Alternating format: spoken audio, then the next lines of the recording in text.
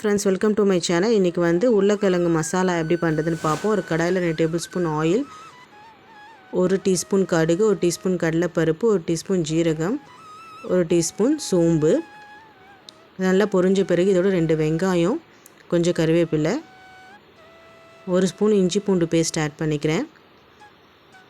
இது நல்லா பச்சை வாசம் போற வரைக்கும் வதக்கி எடுத்துக்கலாம். இது வதங்கின பிறகு இதோட 2 பச்சை மிளகாய் கீறி வச்சதை ஆட் பண்ணுறேன். இந்த மசாலா கொஞ்சம் காரமாக இருந்தால் தான் நல்லாயிருக்கும். இதோட 2 தக்காளி.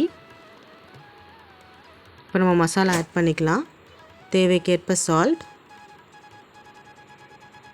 1/4 டீஸ்பூன் மஞ்சள்தூள், 1 spoon chilli powder, 1/4 teaspoon garam masala.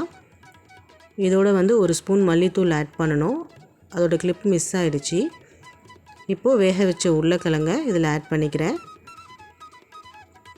இப்போ நல்லா மிக்ஸ் பண்ணி இதை ஒரு 2 நிமிஷம் போல் குக் பண்ணி எடுத்துக்கலாம். இது ஆல்ரெடி குக் ஆனதால் உருளைக்கிழங்கு திருப்பி நம்ம ரொம்ப நேரம் குக் பண்ண வேணாம்.